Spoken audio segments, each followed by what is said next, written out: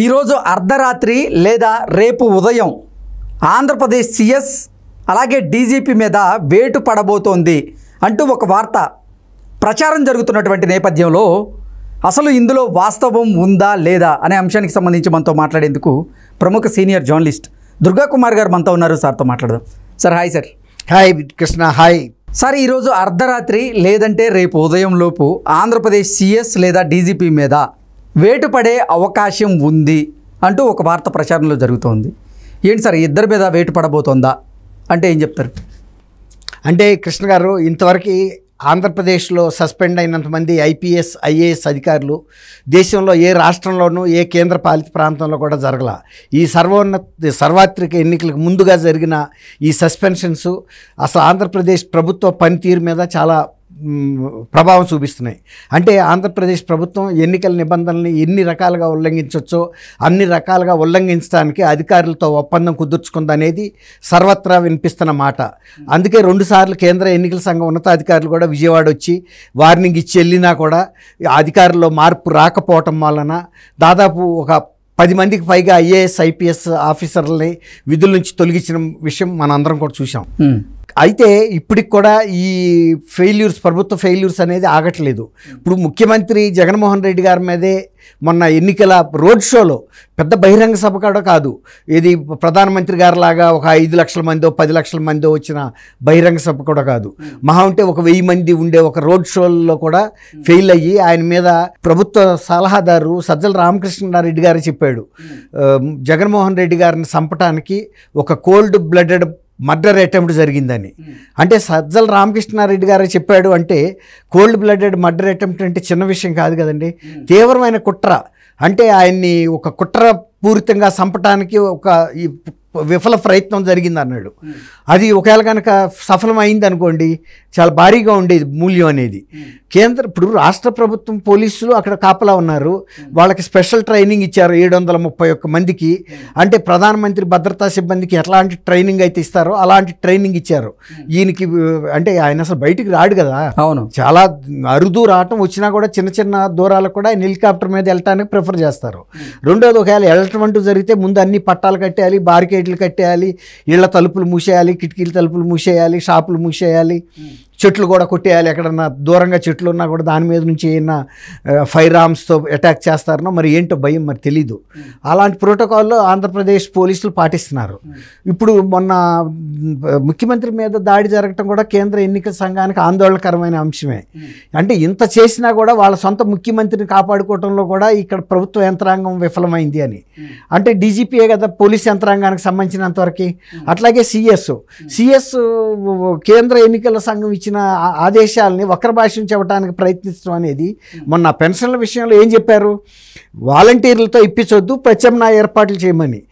వాళ్ళు ఏం చెప్పారు, సిఎస్ గారు, కేంద్ర ఎన్నికల సంఘం ఆదేశించిన మేరకు మేము వాలంటీర్ల ద్వారా మేము ఈ పెన్షన్లు ఇవ్వటం లేదు, కాబట్టి మీరే వచ్చి గ్రామ సచివాలయాలకి కావాలంటే మా వాలంటీర్లు కూడా హెల్ప్ చేస్తారని చెప్పి వాళ్ళని డోలీలు, అంటే డోలీ అంటే ఏంటంటే మంచానికి తాళ్ళు కట్టి, పూర్వకాలంలో గ్రామాల్లోకి బస్సులు ఆటోలు వెళ్ళే పరిస్థితి ఉండేది కాదు కదండి, వాళ్ళని ఒక నియరెస్ట్ మేజర్ గ్రామంకి తీసుకొచ్చి ఏదైనా చిన్న వైద్యం చేయించుకోవాలన్నా కూడా ఇలా మోసుకొచ్చేవాళ్ళు, మంచానికి తాళ్ళు కట్టి ఒక కర్ర కట్టి దాన్ని అంటే స్ట్రెచ్చర్ లాగా అనుకోండి ఆ రోజుల్లో. ఇప్పుడు స్ట్రెచ్చర్ అంబులెన్స్ లాంటిది, అది మోసుకుని పొలాల్లో అడ్డం పడి వచ్చి తీసుకొచ్చుకునేవాళ్ళు.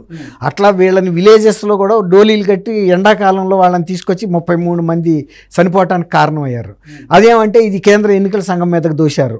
అందువల్ల కేంద్ర ఎన్నికల సంఘం కూడా సిఎస్ మీద కూడా అనేక ఫిర్యాదులు ఉన్నాయి, ఇద్దరి మీద ఉన్నాయి. రెండోది ఏంటంటే వాళ్ళిద్దరూ ఒకే సామాజిక వర్గానికి చెందిన వాళ్ళు, ముఖ్యమంత్రి సామాజిక వర్గానికి. గతంలో ఒక ఎన్నికల కమిషనర్ ఆ సామాజిక వర్గానికి చెందిన వ్యక్తి అనే పిటిషన్ వేసి రమేష్ కుమార్ అని ఇప్పుడు democracy organisation for democratic rights అని పెట్టాడు కదా, ఆయన మీద అంత డేర్గా విమర్శించాడు. సిటిజన్ ఫర్ డెమోక్రసీ ఆయన పెట్టాడు కదా, ఇప్పుడు ఆయన మీద ఇలాంటిదే చేశాడు. ఇప్పుడు ముఖ్యమంత్రి తర్వాత డీజీపీ సిఎస్ వీళ్ళంతా ఒకే సామాజిక వర్గం, ఒకే జిల్లాకు చెందిన వాళ్ళు. ఇది విచిత్రం. ఇప్పుడు ఎవరినైనా డిఫరెంట్ పీపుల్ని పెడతారు. ఇప్పుడు ఆయన ముఖ్యమంత్రి అక్కడ ఉన్నప్పుడు ఏం చేస్తారు, నార్త్ కోస్టల్ డిస్ట్రిక్ట్స్కి సంబంధించిన విశాఖ ప్రాంతానికి చెందిన ఒక సిఎస్నో లేదా డీజీపీనో అట్లా పెడతారు. లేకపోతే కోస్టల్ ఎంత 9 జిల్లాలు ఉన్నాయి కదండి. ఎన్ని జిల్లాలు ఉన్నాయండి ఇప్పుడు? దాదాపు ఆంధ్రప్రదేశ్ 20 జిల్లాలు. 20 జిల్లాల్లో ఇంకా ఇతర ప్రాంతాలను పెట్టొచ్చు కదా, ఒకే జిల్లా వాళ్ళు పెట్టాలా? అంటే ఏంటంటే ఇది కేంద్రంలో రాష్ట్రాల్లో ఎన్నికల్ని వీళ్ళు రిగ్గింగ్ చేయడానికి కావాల్సిన ఏర్పాట్లలో భాగంగా ఇవన్నీ చేసుకున్నారనే ఫిర్యాదులు కేంద్ర ఎన్నికల సంఘం దగ్గర ఉన్నాయి. దాని మీద వాళ్ళు విచారణ చేశారు. వీళ్ళ ఫెయిల్యూర్స్ కూడా కనపడుతున్నాయి కదా. ఇప్పుడు ఇంతమంది ఐపీఎస్ని సస్పెండ్ చేశారంటే అది డీజీపీ మీద రిఫ్లెక్షనే కదా. డీజీపీ ఫెయిల్యూర్ అవ్వబట్టే కదా ఇంతమంది ఐపీఎస్ ఆఫీసర్లు ఫెయిల్ అయ్యారు. అట్లాగే కలెక్టర్లు కూడా ఫెయిల్ అయిన విషయం సిఎస్ బాధ్యుడే కదా.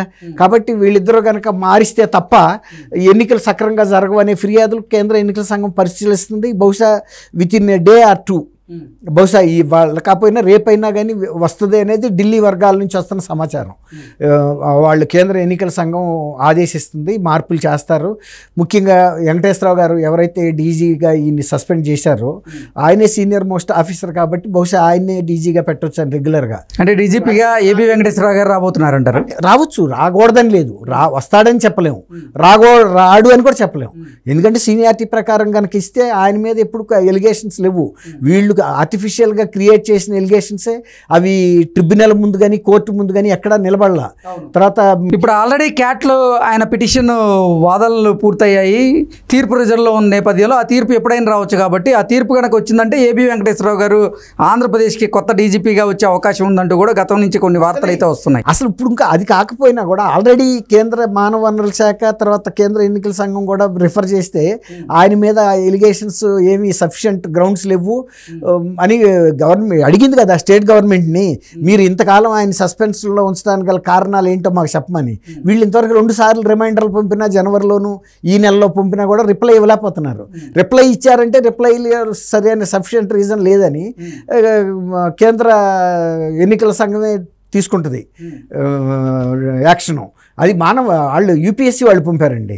యూపీఎస్సీ కూడా వీళ్ళు సమాధానాలు చెప్పట్లా, తప్పించేసుకుంటున్నారు. ఎట్లా ఎలక్షన్లు వచ్చిన ఈ ఆడావుళ్ళు ఎవడ పట్టించుకుంటాడని. ఇప్పటికీ ఆయన మీద ఏమి ఆరోపణలు లేవండి. Is ready to be appointed అంతే. వీళ్ళు చేయట్లా, కానీ ఆయన కూడా ఇన్సిస్ట్ చేయట్లా. ఏ గవర్నమెంట్ అంత రిలక్టెంట్గా ఉన్నప్పుడు నాకు మాత్రం ఏముందో వెళ్ళి చేరాల్సిన పరిస్థితి, చూద్దాం ఇంకా రేపు మంచి గవర్నమెంట్ వచ్చిన తర్వాత చూసుకుందాం అనేది ఆయన కూడా రెడీగా ఉన్నాడు. లేదు కనుక మీరు డ్రెస్ వేసుకుని డీజీగా బాధ్యతలు చేపట్టాలని కేంద్రం ఆదేశిస్తే ఆయన నో చెప్పలేడు. ఓకే, వచ్చి కూర్చోవాల్సిందే. ఓకే, మరి ఈరోజు అర్ధరాత్రి కానీ రేపు ఉదయం లోపల కానీ సిఎస్ గారి మీద డీజీపీ గారి మీద చర్యలు ఉండబోతున్నాయి, వేటు వేయబోతున్నారు అంటారు. అంటే ఆ ఢిల్లీ నుంచి వస్తున్న ఇండికేషన్స్ అలా ఉన్నాయి కృష్ణ గారు. మరి ఇంతకుముందు కూడా అన్నీ జరిగినాయి కదా. ఇప్పుడు సజ్జల రామకృష్ణారెడ్డి గారికి మిగిలిన సలహాదారులందరికీ కూడా వార్నింగ్లు ఇచ్చారు కదా. జిఏడి పొలిటికల్ సెక్రటరీ యువరాజ్ గారి ద్వారా కేంద్ర ఎన్నికల సంఘం రాష్ట్ర ఎన్నికల సంఘానికి ఆదేశించింది, వాళ్ళు ఇచ్చేశారు. అట్లా ప్రతి దాని మీద చర్య తీసుకుంటున్నారు. కాబట్టి ఇద్దరి మీద కూడా తీసుకుంటారని. ముఖ్యంగా మొన్న జగన్మోహన్ రెడ్డి గారి మీద అటాక్ అవ్వటం అంటేనే మళ్ళీ ఇంకో ఫెయిల్యూరు. సొంత స్టేట్ హెడ్ ఆయన, అపధర్మ ముఖ్యమంత్రి అయినా కూడా మరి ఆ ముఖ్యమంత్రిని కూడా వీళ్ళు కాపాడలేదు అంటే నిర్లక్ష్య వైఖరి కనపడుతుంది కదా. అది ఎక్కడన్నా సుదూర ప్రాంతాల్లో కాదు, ఎక్కడో శ్రీకాకుళంలో కాదు, విజయవాడలో. తర్వాత లైట్లు ఆపటం ఏంటి ఒక విఐపి ఇదిలో ఎలక్షన్ టూర్లో. కాబట్టి ఇవన్నీ కూడా చాలా అంటే వీళ్ళు కూడా గవర్నమెంట్తో ఇది కుమ్మక్కయ్యారన్న అనుమానాలు కూడా వస్తున్నాయి. ఓకే, అది అందువల్ల ఈ మార్పు జరగవచ్చని అనుకుంటున్నారు.